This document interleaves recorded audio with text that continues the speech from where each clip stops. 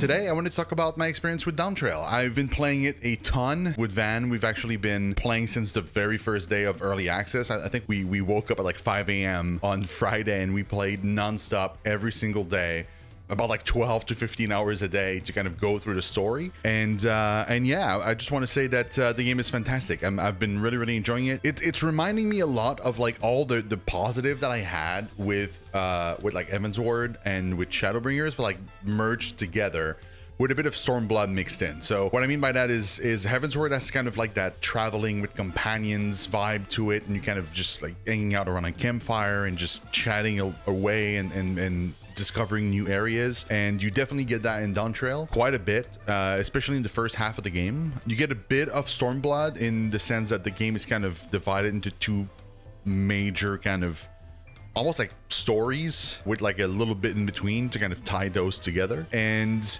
you get a big chunk of the awesomeness that is Shadowbringers. So what I personally quite enjoyed with Shadowbringers, outside of the, you know, Emmett Selkin story and stuff, was the experience of being completely out of water in an entirely new world. Nobody knows who you are, and you're just kind of discovering new, I mean, existing races, but they're called differently. They have a different currency, even different cultures, and you definitely get that in Dawntrail. You know, like in Chiral, they actually have a completely different currency. All the races that you know are called something else. And yeah, nobody knows who you are. And that's part of the refreshing bit for me. I really think that having kind of one expansion where like you're not the center of attention, you're kind of just, you're in the mentor kind of position and you're trying to mentor the character of Wicklamat, which I personally quite enjoy. And it's fun, it's refreshing, it feels nice. They kind of introduce a bunch of new characters in this expansion. They have obviously Wicklamat that we've seen from the patch content, but they have lizard people like the Mamulja. And they're super cool. I love the chameleon characters that have like their eyes like to the sides and the way they emote and move around. So the graphical upgrade was amazing, by the way. The zones are so much clutter now. Our forest really feels like a forest. Every inch of every map feels like an actual location that you could go and visit in real life. It's been super fun. It's been super nice kind of to explore and stuff. What I particularly enjoy is all of those zones have some real life elements to them, but they also have some fantastical element to them that kind of feel like you're playing a fantasy game, obviously. And the music has been fantastic again. Soken has been knocking it out of the park every single expansion and every patch content, but this expansion especially is really cool. There's a bit of multiple MMOs or multiple games, it feels like, in this one. There are parts of it that reminds me a lot of Wild Arms, Phantasy Star Online. And even the music feels like Phantasy Star Online. And you also get like a bunch of areas that feel like FF10. There's a lot of areas that feel like FF9. There's a lot of musical cues from FF9 as well. I've been a huge fan of FF14 for a very long time. Actually, this is my collector's edition for the 1.0 version of the game. So I've been playing since 1.0 actually. It's been a wild ride. It's crazy to think that we're at the start of a brand new arc, and I'm curious to see where it goes from there. It's been really nice. I don't want to go too much into spoilers because I don't want to.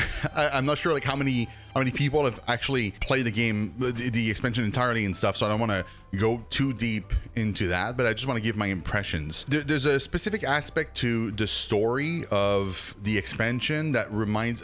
And this is not a spoiler, by the way. It's mentioned multiple times in the trailers for the game and stuff. It's the hunt for the mysterious cities of gold. As a kid from the 90s, I actually grew up with a TV show that was a collaboration between Japan and France called The Mysterious Cities of Gold. And so when I was a kid, I was watching that show all the time. That expansion gave me so much of that vibe, especially in the first half of the game. I actually have the DVD box set for that show. It was in French originally, and I think they made an English translation as well. But yeah, it was basically just me reliving parts of my childhood going through the expansion. It was super cool. I've seen some of the discourse online, and some people are not like a huge fan of the new characters, and they don't like not being the center of attention or the main star of the show. I can understand that criticism. I don't feel that way at all, but I can certainly see where they're coming from. I think some aspects of it might not be for everybody, but I think think there's a lot of like overly negative comments being made about the expansion. It's one of those situations where I feel like if you kind of tune out the comments on the internet and you just enjoy the expansion for what it is, I think you're gonna have a great time. Oh, dungeon content's really nice. It's really, really refreshing. It's way more difficult than it ever was. For regular content, the bar has been kind of lifted way up, and it feels nice. It feels really, really cool. There's also the two new jobs in the expansion, the Pictomancer and the Viper. I've not particularly enjoyed the Viper. I think the Viper it's busy. It's a very busy job, and I'm not saying that as a bad thing. It might just not be for me, and that's perfectly fine. If you guys are enjoying it the way it is, awesome. For me, I'm more used to like a traditional kind of rotation where like you just go 1, 2, 3, and then whatever else lights up and you just do that. Viper is very much you click a button and there's like 20 other buttons that light up. For me personally, it's overwhelming. So but I also don't play melee jobs, so maybe for melee jobs it's standard, but yeah, it's not the usual jobs that I play. I usually tank. And for Picto, actually quite enjoy Picto. I think Picto is really, really cool. I think it might be overtuned right now. Like I've seen some of the charts, like some of the DPS charts. I don't typically pay too much stock to those, but like seems like Picto is like way up there, and might need some tweaking, but it's a super cool job. It has nice visuals. It feels great to play. I haven't tried the EX trials yet. I do plan to kind of get into them at some point to try and get the mounts. I think this time around it's wings. Like it's not an actual mount. It's just like wings on your back. And I was kind of excited for wings, but then I saw the graphics of the wings like from screenshots and stuff, and they don't look too great. So I'm gonna wait and see. And see what I feel about it. Another thing that I want to talk about is the gear. The gear looks so good in this expansion. Oh my god, even the dungeon gear as you're leveling up and stuff, like some of it looks really cool. The one you get from one of the dungeons that is a little later on called Vanguard. I'm not going to go into details as to what that is. You guys are going to have to kind of get there and see it for yourself, but the look of that is just crazy good. It feels extremely kind of futuristic, like PSO vibes, and I really enjoyed it. I do hope you guys try out the expansion if you haven't already. I know it's not getting super good scores right now. I personally think, and again, this is my personal opinion,